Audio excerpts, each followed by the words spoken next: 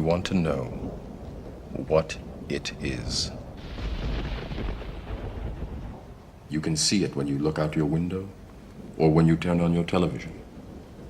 You can feel it when you go to work, when you go to church, when you pay your taxes. It is the world that has been pulled over your eyes to blind you from the truth. What truth? Once upon a time, we used gold, or paper that represented safely stored gold, as money.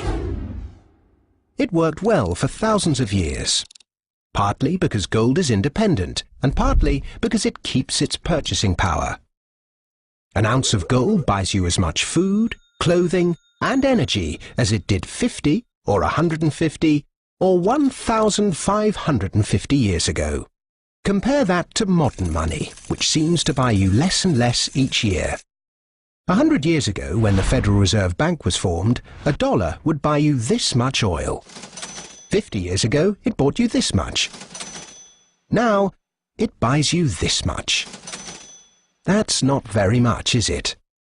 In fact, in the 100 years since the Federal Reserve Bank was formed to protect the currency, the purchasing power of the dollar has fallen by this much. Why did governments stop using gold?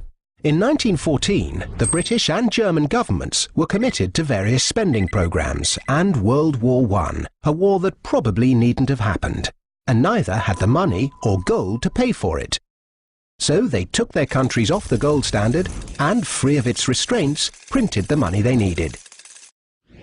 In 1971, the American government was committed to various spending programs and Vietnam, a war that probably needn't have happened. And it didn't have the money or gold to pay for it, so it took America off the gold standard and, free of its restraints, printed the money it needed. Sound familiar? If governments didn't have the power to run up deficits, these wars could never have happened. There wasn't the gold to pay for them. The bill is eventually paid by the people through the stealth tax that is currency devaluation by inflation. Now the world operates under a system of money and credit known as fiat. It's the law that what we use as money be money. The government and its banking agencies have the power to issue money, but no one else may do so. Unlike gold, of which there is a finite amount in the world, with this fiat system, there is no limit to how much money can be created, so inflation becomes inevitable.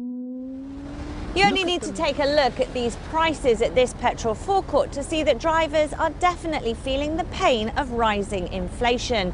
Drivers are already paying $15 million a day more for petrol than they did a year ago, which means getting from A to B is just going to get even more expensive. I'm filling up cars every day. I drive for a living, so there is a big impact, but what can we do? It goes up daily almost, or certainly weekly. It goes up by at least 2p a week. It's ridiculous. I can't see how something can go up. If we were talking about cat food or something, it doesn't go up by 2p a week. The price of produce in China is rising so quickly that everyday items like an apple or a bag of carrots have become too expensive for average Chinese people living on small salaries. Citizens are calling for price controls, but the Chinese regime has been slow to act. Here's that story.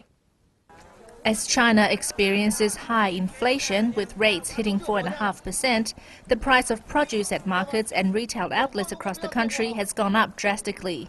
Chinese citizens are wondering how they will continue to afford to buy produce when staples like green peppers and carrots have tripled or quadrupled in price. In the United States, that's a big problem. It's also a global problem. There are people in other countries rioting over food prices. Prices of onions have gone up a lot in India, for example. Rice, staples of diets for people in many parts of the world are becoming sort of too expensive for them to afford, and it's a bit of a crisis, frankly.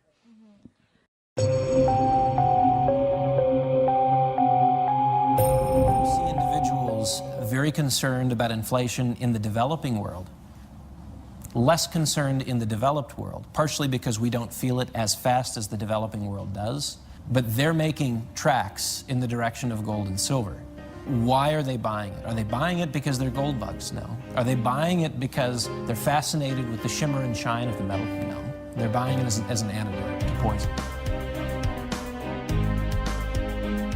Indians have always bought gold for two reasons: adornment, which is for cultural, festive or weddings.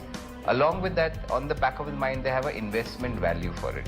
Whether it's a family in India, China, France, the UK, they're all faced with the same dilemma. Demand in India rising 70% last year. In China, 54% last year for both gold and silver.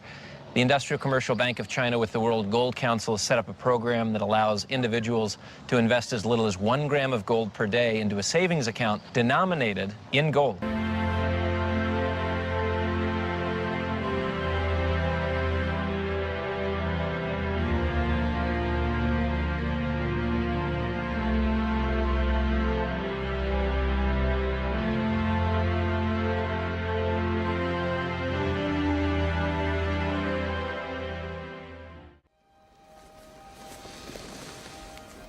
This is your last chance. After this, there is no turning back. You take the blue pill, the story ends. You wake up in your bed and believe whatever you want to believe. You take the red pill, you stay in Wonderland, and I show you how deep the rabbit hole goes.